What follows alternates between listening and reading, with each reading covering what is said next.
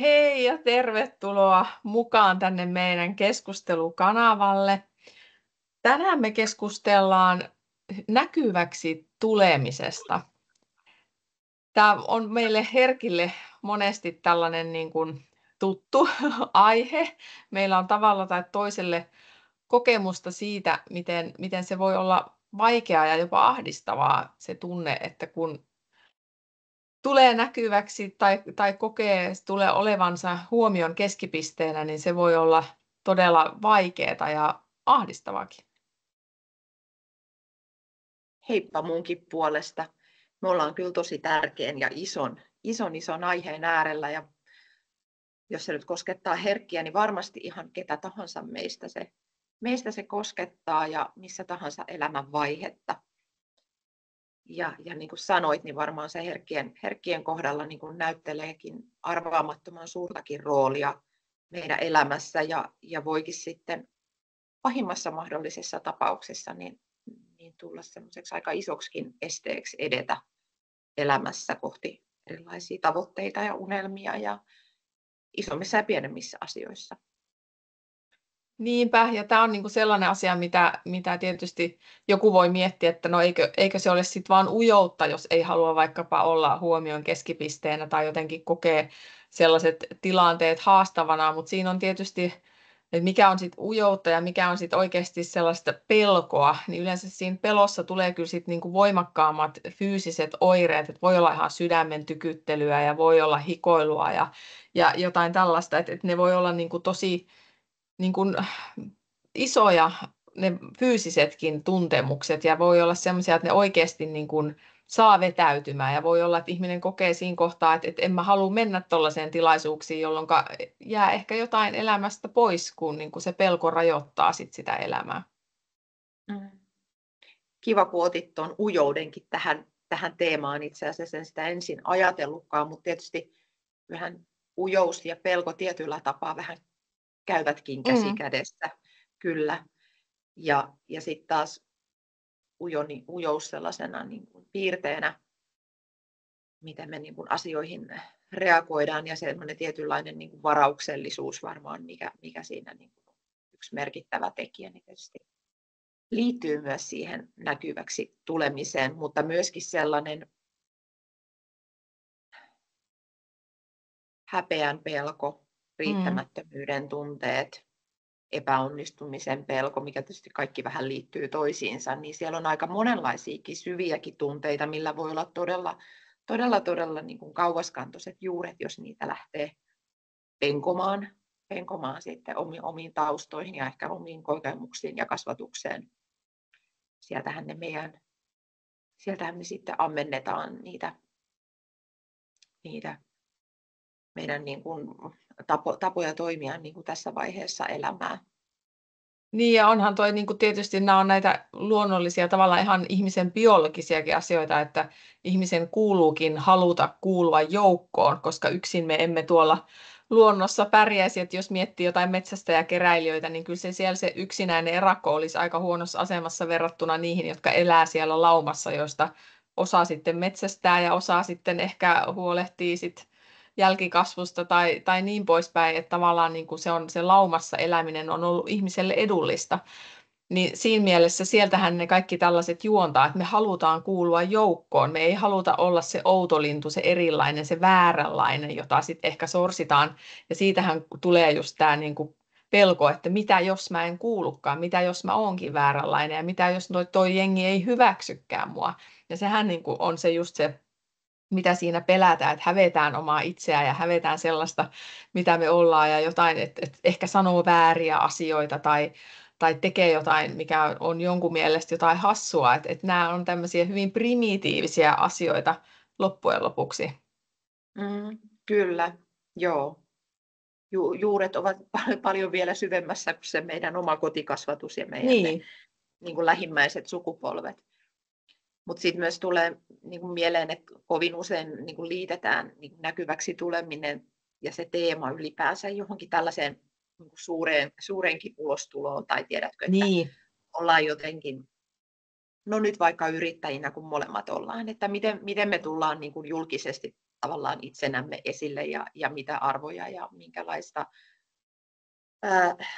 minkälaisia mielipiteitä ja sellaisia halutaan niin kuin tuoda esille ja minkälaista asiaa me halutaan ajaa, mutta kuitenkin no se on tosi iso ja merkittävä asia ja tietysti varsinkin sosiaalinen mediahan on nyt näitä näkyväksi tulemisia pullollaan, mutta kuitenkin se koskettaa meitä niin kuin ihan arkisella tasolla, niin kuin ihan Niin. jokapäiväisessä elämässä kuitenkin, että ei tarvitse niin kuin ajatella, että se olisi jotakin sellaista irrallista tästä meidän ihan normiarjesta. Joo, ja toi on niin kuin jännä asia, kun sitä helposti ajattelee niin kuin just niin päin, että kuulunko minä joukkoon, mutta toisaalta niin kuin tässä yrittäjänä, kun tosiaan joutuu tulemaan nähdyksi ja toivookin, että tulee nähdyksi, niin sitä voisi niin kuin ihan yhtä hyvin kääntää sen ajatuksen niin, että miksei joku muu haluaisi kuulua minun joukkooni, että tavallaan eihän minun tarvitse olla aina se, joka pyrkii johonkin toiseen, vaan kyllähän ihmiset saa pyrkiä myös olemaan minun kaltaisiaan. Ja sehän on tavallaan se niin kuin ehkä unelma tai haave, että näin kävisi, että tavallaan kääntäisi sen asetelman ihan toisin päin. Mm. Ja sinänsä toi, minkä otit esille, niin tavallaan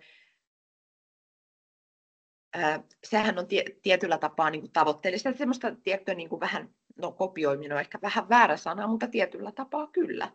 Mutta sitten ajattelee myöskin, että se näkyväksi tuleminen on niin kuin autenttisena omana itsenään, niin kuin sehän olisi aivan se niin ideaalitilanne, että me oltaisiin rohkeasti juuri se, millainen me ollaan, mutta iso kysymys on myöskin se, että ollaanko me maltettu niin kuin pysähtyä itse sen asian äärelle, että minkälaisia me ihan pohjimmiltaan olemme, että me ei ollakaan kopioita jostakin toisesta tai niin kuin, tietenkin meillä on niin kuin lukemattomia erilaisia rooleja elämässämme ja missä eri yhteyksissä me toimitaan, mutta mikä sitten on se todellinen autenttinen oma itse, kun siitä riisutaan se kaikki muu kuorrutus pois, niin moniko sitten rohkenee olla juuri sellainen. Ja nimenomaan se rohkeus on varmaan siinä aika isossa roolissa, että me ei pelätä, vaan me ollaan rohkeita ja ollaan juuri sitä, mitä me ollaan. Ja tässä on nyt varmaan aika isossa roolissa juurikin tämä sosiaalinen media ja kaikki vaikuttajat ja tässä yhteiskunnassa, missä me eletään, koska on niin paljon tämmöistä näkyviä ihmisiä, henkilöitä, rooleja, jotka niin kuin lupaavat meille kaikenlaista, jotta me muuttaisimme itsemme niin kuin tietynlaiseksi tavoitteelliseksi ihmiseksi, joka ei välttämättä ole, että missä me tiedetään, että mikä on meille ihan todella hyväksi. Joo, ja toi on mielenkiintoinen, kun sä mainitsit tuon sosiaalisen median, niin sitä kauttahan tietyllä tavalla tulee semmoista painetta, että sun pitäisi jollain tavalla mahtua johonkin muottiin tai jotenkin, että siellä pönkitetään semmoista tietynlaista elämäntapaa ja tietynlaisia tapoja ja ajattelumalleja, että se on niin kuin loppujen lopuksi voi olla aika kapeakin se, mitä se syöttää sieltä se sosiaalinen media, että toki sinnekin mahtuu monen näköistä, mutta se tavallaan, mitä aina sit omiin silmiin osuu, niin se voi muodostua loppujen lopuksi aika kapeaksi se tietynlainen malli, minkä sieltä saa. Ja sitten siinä piilee just tämä ansa, että jos niin kuin jää siihen eikä muistakaan sitä, että hetkinen, kukas minä olinkaan ja mitä mieltä minä olenkaan ja mitä minä haluan elämältä, niin senhän ei tarvitse olla ollenkaan sitä, mitä siellä sosiaalisessa mediassa joka päivä tuutataan. Et sehän on ihan ok pitää ihan täysin jotain omaa linjaa. Ja tämä onkin niin kuin tämä ristiriita, että tavallaan haluaa näkyä sellaisena kuin oikeasti on, ja sitten kuitenkin sieltä tulee tietynlaiset paineet ja jonkunlainen semmoinen malli tai joku muotti, mihin mukaan pitäisi sitten mahtua. Tämä onkin jännä tällainen, että siinä saa tavallaan ollakin aika vahva sitten, niin kuin, että pysyy siinä omassa sisimmässään ja on uskollinen itselleen. Tämä aihe on kyllä todella monimutkainen ja monisäikeinen, että tässä on niin paljon semmoisia niin kuin isoja asioita, että just niin kuin sä sanoit, on se rohkeus, mutta sitten on myöskin niin kuin tietynlainen se uskollisuus siihen omaan itseensä, että se pysyy itselleen uskollisena. Ja sitten Mm. tietysti rohkenee myöskin näyttää sen muille.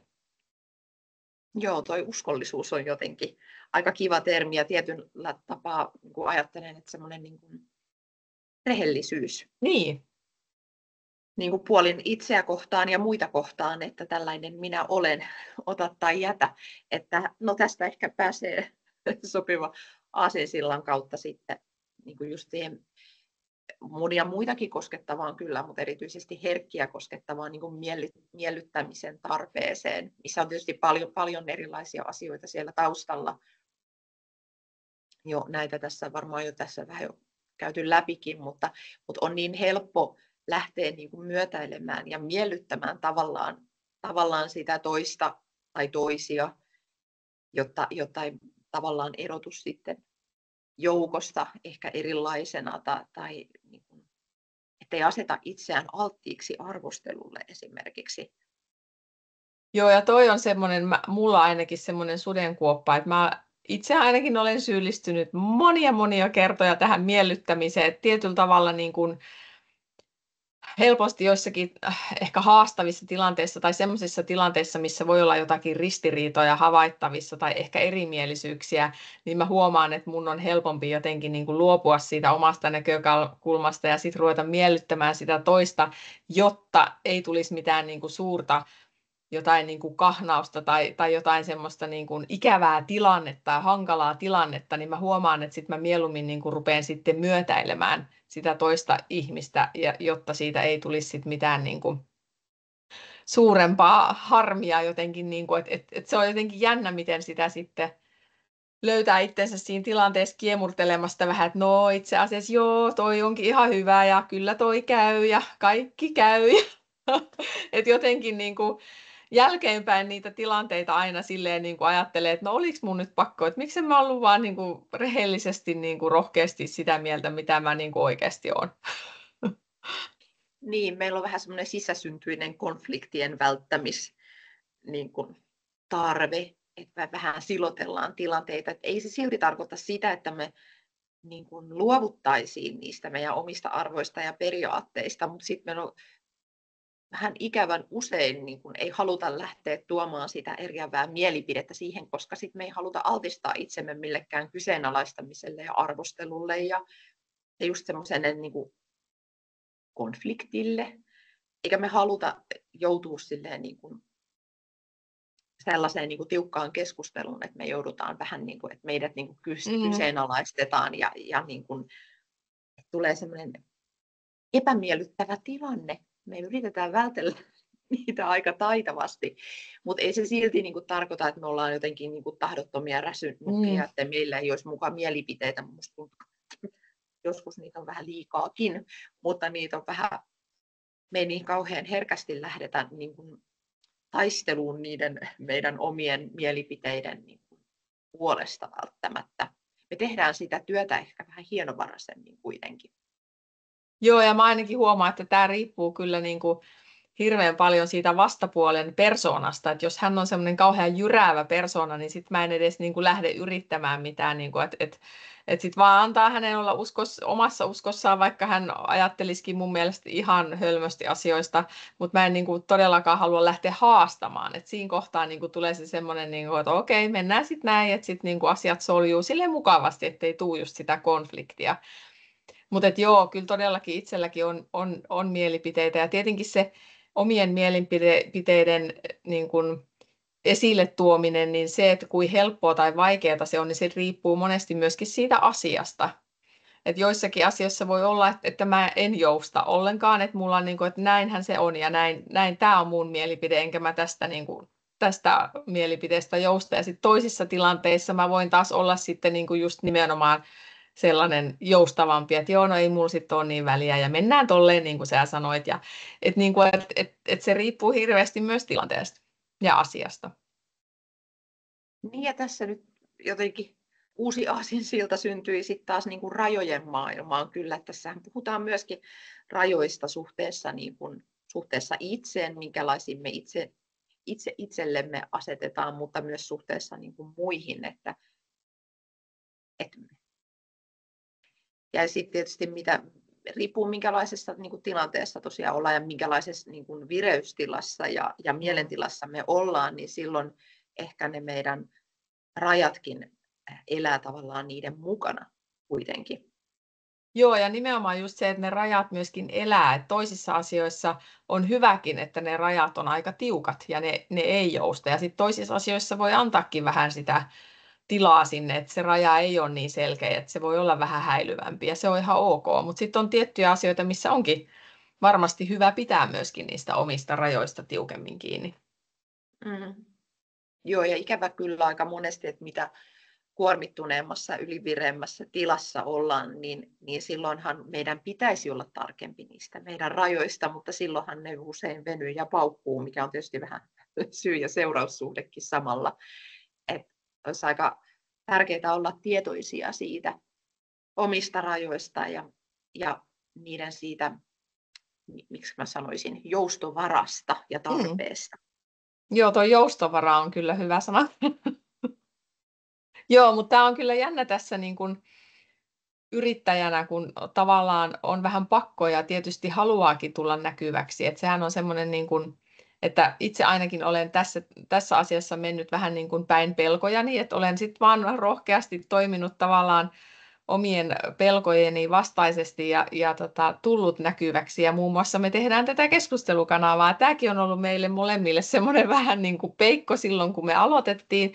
Ja jotenkin se on niin kuin hienoa, että me ollaan niin kuin päästy tässä asiassa eteenpäin ja se ei ole enää peikko. Että tämähän on jo niin kuin meille ihan tämmöistä rutiinia, että eihän tässä ole mitään sellaista, että tässä tarvitsisi niin kuin mitään pelätä sitä näkyväksi tulemista enää. Mutta tämä on selkeästi sellainen, mitä aikaisemmin on välttänyt, just tämän kaltaisia tilanteita tai puheiden pitämistä tai mitään niin kuin julkista esiintymistä. Et ne on kyllä semmoisia, mitä niin kuin on todellakin vältellyt ja on pelännyt niitä tilanteita ja just sitä, että miten ihmiset ottaa vastaan ja mitä ihmiset ajattelee ja niin poispäin. Mutta tämä on jotenkin ihana huomata, että näissä asioissa voi mennä eteenpäin. Kyllä harjoittelu kummasti, jos ei tee heti mestaria, niin kyllä se ihan hurjasti auttaa ja semmoinen lempeä määrätietoisuus ja päättäväisyys mennä vähän niitä sinne epämukavuusalueella ja niitä pelkoja kohti, niin kuin nyt vaikka tämäkin tässä, mitä me Annen kanssa ollaan jo kohta aika pitkään tehty itse asiassa, mutta vaikka 1,5 vuotta sitten niin en olisi osannut kuvitellakaan istuvani tässä turisemassa aika henkilökohtaisiakin asioita, ja tämä jos mikä on näkyväksi tulemista. Tähän tuli myös mieleen se, että tässä on niin kuin aika isona roolina ollut kyllä itsellä myöskin se, että tavallaan sinuiksi oman itsensä ja nimenomaan sen herkkyyden kanssa tuleminen, että jotenkin myöntää itselleen niitä kipukohtia ja sit tavallaan ja myös yhtä lailla niitä ilonaiheita ja niitä vahvuuksia, mitä muun muassa se herkkyys esimerkiksi tuo, niin jotenkin silloin se tarkoittaa silloin sitä rehellisyyttä itseään kohtaan, ja sitten kun alkaa itsensä ymmärtää ja hyväksyä itsensä paremmin, niin silloin se näkyväksi tuleminenkin alkaa jotenkin jännällä tavalla helpottua. Ei tarvitse koko ajan niin kuin miettiä sitä, että mitä muut nyt musta ajattelee ja olenko mä nyt vääränlainen ja oudonlainen, vaan sitten voi ajatella, että tämä on oikeastaan aika hyvä juttu, että mä oon just tällainen. Niinpä, ja toi on just niin kuin kauhean oleellinen asia tässä näkyväksi tulemisessa, on niin kuin just tavallaan se suhde omaan itseen. Että sit jos on tosi raakile, etkä sä oikein tiedä edes kuka sä vielä olet, niin ei ihme, että se pelottaa se näkyväksi tuleminen. Mutta sitten siinä kohtaa, kun on jo niin kuin sinut itsensä kanssa ja tietää, mitkä on ne omat arvot, mitkä on ne omat rajat ja mitkä on ne asiat, mitkä tekee susta juuri sut. Ja et totta kai semmoisessa tilanteessa on niin kuin helpompi tulla näkyväksi. Et vaikka siellä olisikin sitten joku soraääni, että totta kai on, niin kuin, että ei kukaan voi tykätä kaikista. Sehän on niin kuin ihan päivänselvää. Ja jotenkin niin kuin se, että mitä enemmän on sinut itsensä kanssa, niin sen vähemmän ne soraäänet siellä niin kuin nostaa sitä niin kuin pahaa mieltä tai mitä se ikinä sitten aiheuttaakaan. että silloin joskus teini-ikäisenä esimerkiksi, niin siellä olisi riittänyt yksikin joku kulmakarvan nosto jossain mun yleisössä, ja mä olisin varmaan ollut niin kuin ihan häpeissäni, että apua äkkiä pakoon, kun nyt on niin kuin semmoinen niin kuin fiilis tälle aikuisena, ja kun on oppinut tuntemaan itsensä ja on sinut itsensä kanssa, niin ei sillä ole niin suurta merkitystä enää. Joo, jotenkin tuosta tulee mieleen semmoinen, että kun päästään tavallaan irti siitä että haluaisi tai tarpeesta olla jonkun muunlainen ja toisenlainen kuin itse oikeasti on, niin silloin tavallaan vapauttaa itsestään ihan valtavan ison niin kuin potentiaalin ja mahdollisuuden olla juuri oma itsensä ja ymmärtää sen oman itsen tärkeys ja hienous. En mä haluaisi olla yhtään ollenkaan muunlainen, enkä kopio kenestäkään toisesta, enkä mä halua, että kukaan kopioi minuakaan, vaan että me kaikki niin kuin vapauduttaisiin olemaan omia itsejämme, niin maailman hienoin asiahan se olisi. Mutta toi on jännä, mun täytyy oikein kertoa omakohtainen kokemus tästä kopioinnista, koska mä muistan, että mä varsinkin lapsena niin kuin kattelin kaikkia mun kavereita, että oi mä haluaisin olla tuo, kun sillä on tommonen ja tommonen juttu, ja voi mä haluaisin olla toi, kun sillä on isosisko, ja voi mä haluaisin olla toi ihminen, kun niillä on niin kaunis koti, ja mä haluaisin olla toi syystä tai toisesta, ja sitten niin kuin jossain kohtaa mä sit muistan, että kun joku mun koulukaveri sanoikin mulle, että mä haluaisin olla sinä, ja mä olin ihan silleen, niin kuin, että mitä? Joku haluaa olla minä. Et jotenkin niin kuin se oli kauhean silmiä avaavaa, että me kaikki varmasti ajatellaan kaikista muista, varsinkin silloin lapsena, kun on vielä niin kuin ihminen on ihan raakile ja se oma persoona vasta muokkautuu ja kaikkea, niin sitähän ihailee muissa ihmisissä ties mitä asioita. Mutta se on jotenkin niin ihana kuulla sitä, että myös joku muu haluaa olla niin kuin minä. Että tavallaan niin kuin se, että siinä tilanteessa vasta jotenkin tajus, että se on niin kuin näkökulmasta kiinni, että mihin me kiinnitetään huomiota. Että jos jollakin on kaunis koti tai jos jollakin on se isosisko, mitä mulla ei koskaan ollut, niin ne voi olla niin kuin mulle tärkeitä asioita ja sellaisia, mitä mä olisin halunnut. Mutta taas tämä mun luokkakaveri, joka halusi olla niin kuin minä, niin hän kadehti mussa sitä, että mulla on sitten taas iso veljiä. Että siinä on niin kuin just, että mitä kukakin pitää tärkeänä ja hienona asiana. Et senhän takia tämä elämä onkin niin mahtavaa, että kun me ollaan niin erilaisia ja meillä on niin erilaisia asioita ja me ollaan niin kuin uniikkeja persoonia, että meissä kaikissa on jotain tavallaan kadehdittavaa, että meissä kaikissa on jotain niin hienoa, että joku jossain ajattelisi, että voi kun mäkin olisin kuin toi. Aika hauska kokemus ja esimerkkejä. Just ehkä suuri opetus tässä lienee just se, että päästään irti siitä niin kuin vertailemisesta. Eihän se ole lähtökohtaisesti pelkästään huono asia, mutta kuitenkin se vertaileminen jatkuvasti sillä tavalla, että jollakin on aina paremmin tai enemmän tai hienommin, niin se ei ainakaan niin kuin edesauta sitä, että me hyväksyisimme itsemme sellaisena kuin olemme. Kuitenkin meillä on niin kuin suuri tarve tulla hyväksytyksi ja juurikin niin puhuit siitä joukkoon ja niin kuin yhteenkuuluvuuden tunteesta ja sellaisesta.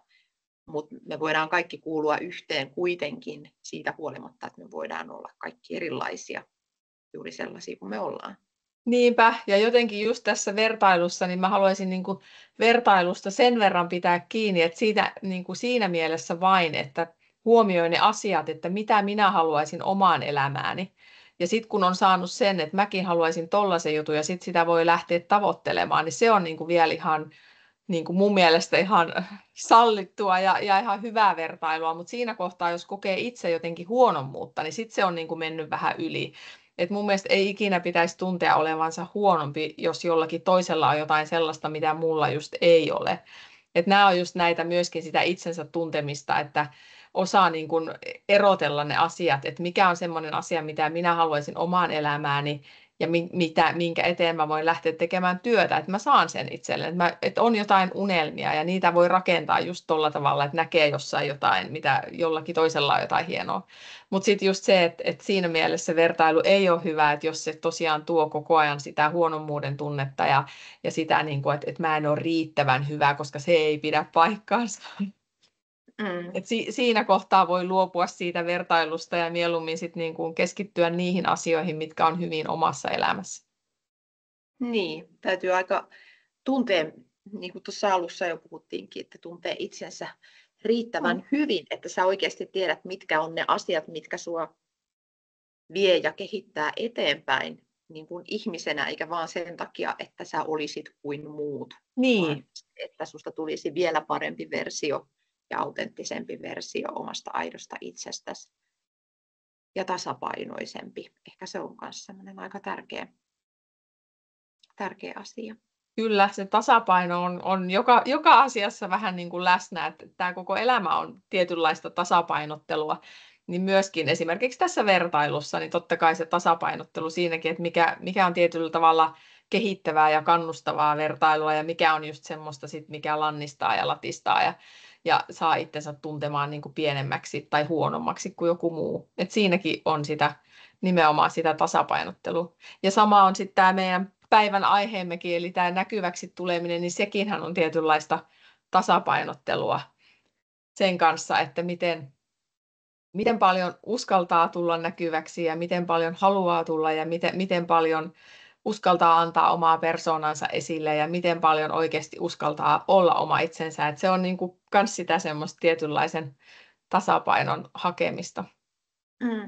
Kyllä, joo, tosi hyvin sanottu ja juuri sitä, niin, se tasapaino on varmaan aika hyvä, että ei ole väärin myöskään suojella itseensä.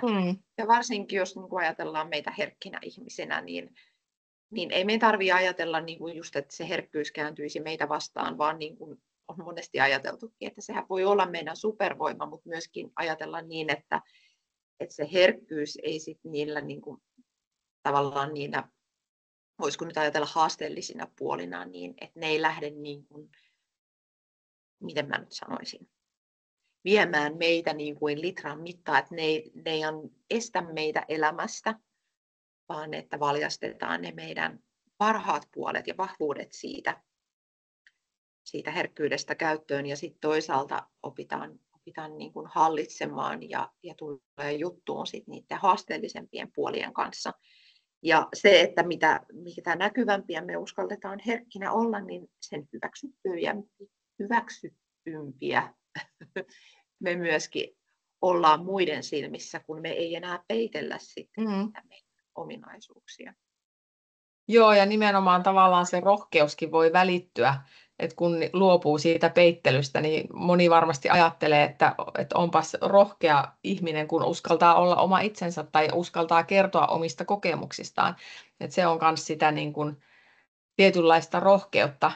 Ja sitten vielä tuohon, kun sä mainitsit tuon itsensä suojelemisen, niin se on kyllä todella kans niin kuin tärkeä asia, että osaa nähdä ne omat rajansa myös siinä, että missä kohtaa, että vaikka onkin ihan hyvä mennä päin pelkoja, mutta jossain kohtaa on se, niin kuin, se kohta, missä ehkä onkin sitten järkevämpää ottaa joku askel taaksepäin. Että ehkä sitten ihan kaikkia pelkoja ei tarvitse kerralla murtaa varsinkaan, että niitä voi lähestyä niin kuin pikkuhiljaa. Että itseään voi myöskin suojella sellaiselta liian kovalta altistukselta, ehkä jos näin voisi sanoa, että voi tehdä myös asioita pieninä palasina ja pikkuhiljaa, jolloin sitten voikin huomata, että se pelkokin hälvenee vähitellen. Joo, ei kaiken tarvitse aina olla semmoisia kallion kielekkeeltä hyppyjä Niin. tuntemattomaan ilman turvaköyttä, vaan pienin askelin, lempein askelin, niin silloin se kantokyky ja semmoinen usko itseen ja pystyvyyteen, niin se kasvaa siinä mukana sitten ihan kummasti. Kyllä. Joo, eiköhän tässä oli niin kuin hyvin monisäikeinen keskustelu ja tästä saisi varmasti paljon aiheita sitten taas tulevaan, että tästä voisi ottaa montakin aihetta, johon voisi sukeltaa syvemmälle. Että nämä meidän aiheet niin kuin aika monesti nivoutuu yhteen, että kaikki vähän liittyy kaikkeen. Joo, näin se tekee. Mutta sehän tekee näistä myöskin aika mielenkiintoisia yhteisiä pohdiskeluja. Toivottavasti siellä ruudun toisella puolella saitte myöskin vähän tästä meidän jutustelusta jotakin oivalluksia tai sitten jotakin samaistuttavuuttakin meidän kokemuksiin. Katsotaan sitten, mistä aiheesta me seuraavalla kerralla jatketaan, mutta lopetetaanko me näihin sanoihin ja tunnelmiin? Joo, kiitos kun kuuntelit ja nähdään taas seuraavassa jaksossa. Kiitos. Moikka! Moi moi!